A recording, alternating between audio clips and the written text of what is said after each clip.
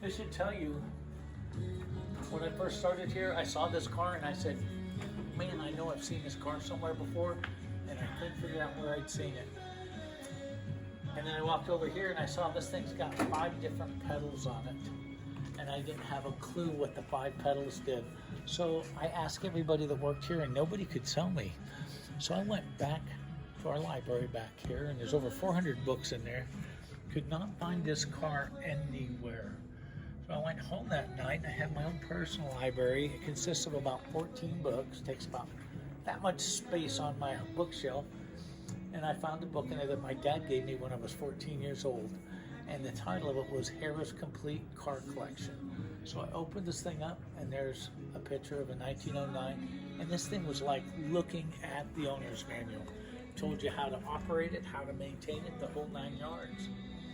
What you got to know is this car has about 200, that's about 20 horsepower, which means it's going to go about 20 miles an hour on flat and level ground. So now you start going uphill and you start to lose power. That's what this pedal is for right here. You would lock that into place, and what that does, it opens up a door between the manifold and the muffler, and you're bypassing the muffler. Give you about 2 more horsepower. Reduce the back pressure? Yes, and you might make it up that hill without jumping out, pushing it the rest of the way up the hill.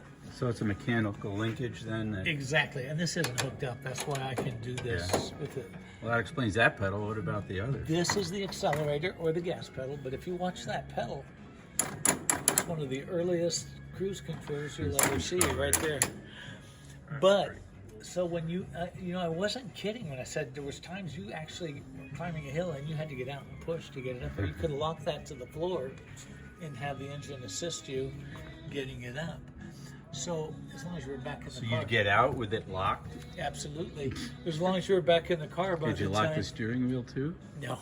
To be straight? Otherwise it would go off the road with nobody steering. You push like this. Oh, I see. And like I said, as long as you were back in the car by the time you crested the car, you're in pretty good shape. This is your reverse clutch. So, you ever see a motorcycle that has reverse on it? The big bikes that, yeah. You end up parked like this. You're not going to just walk it back. On a bike, there's just a thumb piece. You put it in neutral. This is the reverse clutch? Oh, that's a brake. That's the reverse clutch. So you would hold that thumb piece in, and it would back you up at 1.5 miles an hour. You had no control over that speed. That's exactly what this did. You would step down on the clutch, lock that into reverse. It would go back at 1.5 miles an hour. When you got to where you were going, you hit that brake, step on the clutch, and you would lock this to the top, and that would put you in drive. So this wasn't really an automatic, it was 1 gear. You had no gears to shift after that. And then you just drive off into the clear blue yonder. What's a relief A what? pedal? It says Release. relief. I'll explain that in the middle. This is obviously your brake. Yeah. This is your release.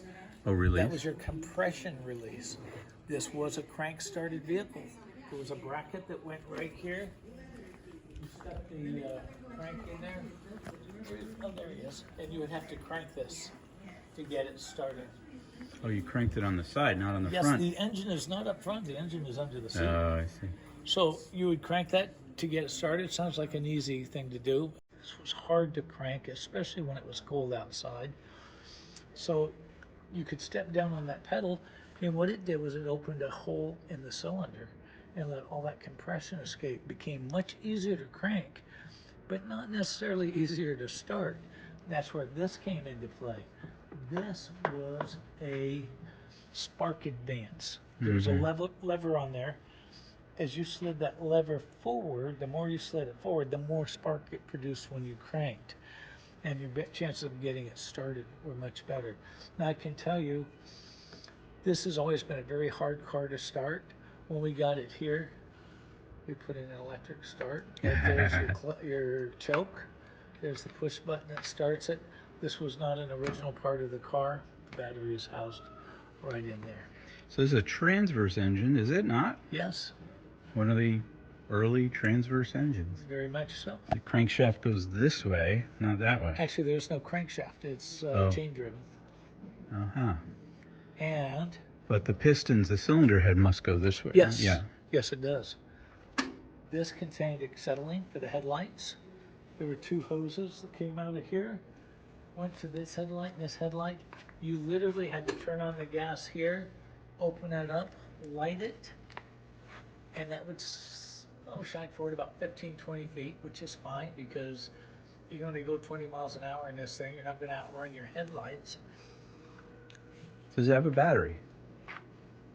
Now it does, but, Yes, but it didn't. originally it didn't. No, So you were they operating had no off- way to spark operating it. off the gas. No, you had to open those up and light them Yeah. to get it going. These were lanterns. This was the flashlight of the day. In other words, you got a flat tire in the middle of the night, you got one, your Yeah. wife got one. You would hold them here while your wife changes that flat tire. Yeah, Then you right. wake up from your dream. Huh. You got to realize too, most people lived in a rural area, so you had to lock this up in the barn at night. You needed to see to do that, so you would lock it up and carry this to the house because it might be 200 yards to the house from the barn. Yeah. You didn't want to step in anything or trip over anything, so you carry that in and bring it back the next day.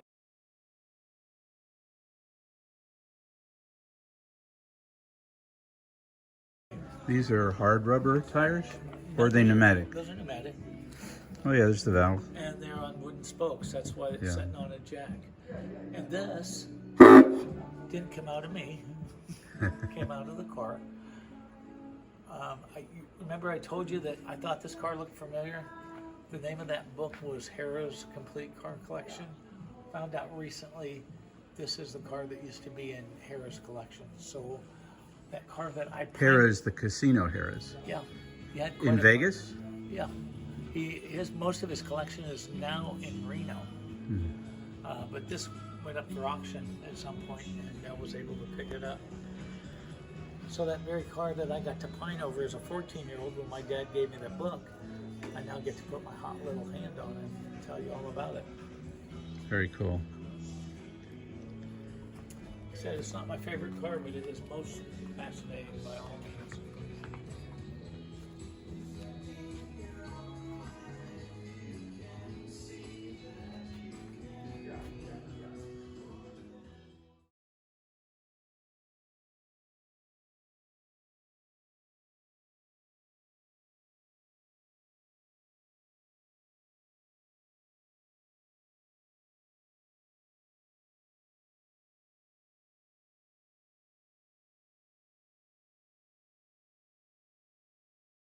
That's a big hefty chain. Well, it would have to be. Pretty Yeah. heavy car. You know, they had some that they made with ropes. People always ask me if this is an English car because the steering wheel is on that side. Up until 1916, American manufacturers could put that steering wheel anywhere they wanted to. That side, this side, in the middle, you name it.